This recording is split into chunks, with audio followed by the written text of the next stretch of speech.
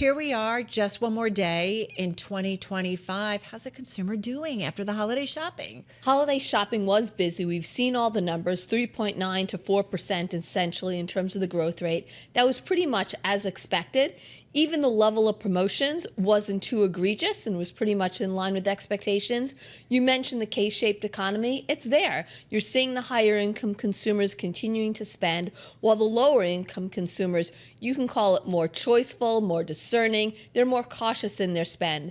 For the most part, looking into 2026, I think activation and assortment are going to drive appreciation. And what I mean by that is you need newness. And we've been seeing newness in apparel. It got cold out, people started buying again. You look at whether it's denim jeans, brown suede boots, you're giving people a reason to buy. But you also need activations. And 2026, whether it's the World Cup, whether it's Winter Olympics, whether America 250, and let's not forget, consumers are going to get higher tax refunds, giving them a greater ability to spend. I have to be full disclosure, jeans and boots were something I was looking at just recently. Having said that, when we heard from Catherine Black, who talked about over at Carney, and she said, mixed signals when you look at some of the credit card data. Is it a case that we're just spending more for things, so the higher number is just a result of spending more, or spending actual more money, if you will? Are we actually able to buy more things? I think overall prices have gone up. We've Yeah. been doing a price tracker since the middle of April with tariffs of 80 different items. Generic in some instances, whether it's a Barbie doll or Levi's jeans. Footwear prices have gone up, basically given where they source. And I think you're going to continue to see prices go up into 2026. Because we are paying more for things. We are. And until you lap those tariffs that come in the middle of April, you're still going to see price increases. So that's interesting. So what does this mean for companies in terms of their margins? And I hate that, we can't always drop all the retail into one bucket. But does it mean good for them that they've been able to raise their prices in terms of protecting margins? You need sales growth in order to get leverage on these higher costs. So better than expected top line will lead to better than expected earnings. And I think there's a basket of names out there where you are seeing newness drive sales increases. And some of it is names blast from the past or reinventing themselves, like Victoria's Secret, like Urban Outfitters, like The Gap. And there's brand name leaders that are continuing to attract not only their existing customer base, but attracting younger customers. Companies like a Ralph Lauren, companies like a Steve Madden, companies like Tapestry, they really are having a connection with marketing spend driving consumer spending. I mean, really, when a retailer runs into trouble, Dana, how much time do they really have to kind of get it right? If they miss a cycle, if they miss a fashion cycle, is it a year? Is it 1 quarter? Like, what is it? Typically, it could be a year to 2 years if you miss and then waiting to come back. It takes a lot to kill a retailer. You remember companies like Blockbuster or 7-Eleven. They don't go away overnight. Right. Everyone is watching the debt payments of Saks Global lately, so we'll be interested to hear that. But it takes a lot to kill a retailer. It also makes me think about, you have these iconic brands like Saks, but yet they have trouble. And we see that over and over again. Why is it? Is it just that a brand gets kind of a little bit lazy? I think overall, part of the reason why retailers can get into trouble, either they overexpand or they don't have the product that has demand and desire. And if you're not investing, whether it's in your physical store, in your digital, what you need today to be a successful retailer and get to the top of a roller coaster, it's the theme of reinvent, re-merchandise, and rejuvenate. If you're not always doing that, you won't even be able to attract new customers, but how do you keep the existing ones? Well, it's funny that you say that, because actually at my home, we were talking about Nordstrom, when, almost every day you'd hear about some wonderful, piece of customer service and somebody talking about it. Nordstrom has definitely had its ups and downs here. What's the future of this company? I think overall we're seeing some better things out of Nordstrom lately. I think some of the brands that Nordstrom and Bloomingdale's are getting are creating newness. Look at the 4th floor over here in Bloomingdale's, which just expanded many of the luxury brands that they have. It's compelling. Go to Nordstrom's and you're seeing Nordstrom's, the activations, the music that they have, and frankly, the service levels. Yeah. There's been an improvement in training, and I think going private has helped them become a more exciting retailer. Why haven't more people done the TJX model? Because listen, full disclosure, again, I should tell this because my husband's probably listening. But I mean, it's really, I love it. I love it that it's no frills. I don't know what I'm going to find. There are days I walk in, walk out without anything. But I like that I can find a bargain. What's interesting about TJ is it's a treasure hunt atmosphere. Yeah. And you look at the selection of brands that they have. It's compelling, and that is the surprise that you get. What makes TJX work like it does, the relationships that their buyers have with the brands. There's a training program that's extensive in teaching their buyers how to relate to their brands and how they're purchasing. It doesn't hurt also with the number of stores that they have. They can put goods in any different area of the country or the globe for many instances, right, and not be in another part.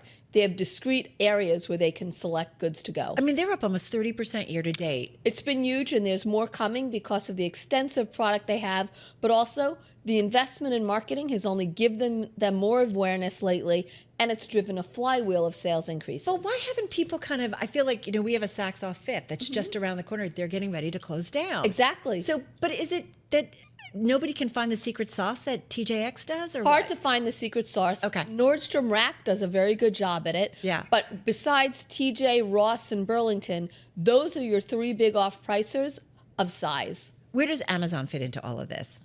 Very important because of the seamlessness that they provide, but the service choice and selection, it's the speed model of essentials is how I think of Amazon. Okay, because it's interesting when you search on something or it's here's top 5 jeans, and there's always something that shoots you to the Amazon brand or something that they are doing. What's your favorite retailer?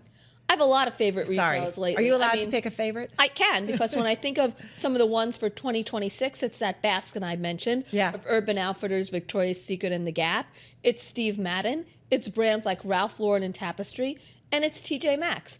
I think retailers have proven their agility since COVID of being able to react fast. And in 2026, I always like a letter to attach things. It's the letter A. And the reason why, what we're going to be talking about is affordability, AI, adaptability, advertising, and assortment. Those are what I think the topics of 2026 look like for retail. I love that. You mentioned Victoria's Secrets, and I think we thought their era was over. We thought Me Too and all these different things, and we're like, okay, this is just doesn't play into the younger generation and women. Is it just finding good product mix, or what did they do? Hillary Super, who was the incoming CEO just a year or so ago, enhanced the product mix. She's a merchant by training. She improved the whole bra selection. She made the marketing message definitely more adaptable to a wider range of consumers. Right. And she's updating the stores. Watching for more from her in 2026 for Victoria's Secret. It really does sound like it's got to be who's leading it, right? And is there Merchants matter. Merchants matter. We've talked with you about Lululemon in the past, and I want to bring it up again. And maybe it's because I realized I had a credit from Amex and I can go spend it as part of my card. But, Lululemon, again, a strong brand, strong identity. I've used the product. I've had them for years. Stock's down 45%. And we know Chip Wilson, one of the founders, or the founder, is negotiating or trying to make his mark and deal with the board and put pressure on the company. Does this company survive? Yes, it survives. Look at the health of their balance sheet, the strength of their margins, the global expansion, which is growing faster than North America right now. And one of the elements that Ralph Lauren focuses on, enhance the core and expand for more. What is Lululemon doing now? Enhancing the core. Because what does that mean? Means that the products that you're known for, making updates, newness, because you can't just exist based upon what consumers had. It's what they want to have, and you have to be able to fuel that desire. Who is really guiding the trends? I mean, any of us who play around on Instagram or something, there's just so many different voices. Is it still, I don't know, is it still, who sets the trends? What is it that decides? Luxury helps to set the trend, and then it funnels down from there. All right, so that's kind of what does it. What about Nike? Nike, another company that's reinventing, and you saw the improvement that they've had in North America. China was the weak link, but Elliott Hill, with his 30 plus years at the company, knows what the soul of Nike is.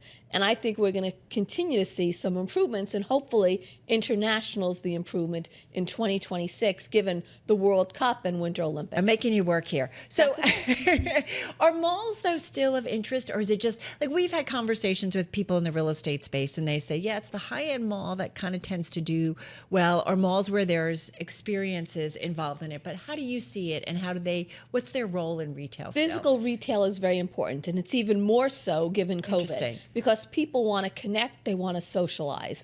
The investment that landlords and retailers are putting in their stores and their malls are important to create an experience. And what you get is experiences create memories. You want to remember that time. And now you're seeing some of the malls do more in that regard, whether it's concerts, whether it's food tastings, whether it's fashion shows. And one of the interesting things for this holiday season, you'll always have a faster growth rate in online than in physical stores because online isn't as big a percentage. Right. Stores are in excess of 70% of retail spending.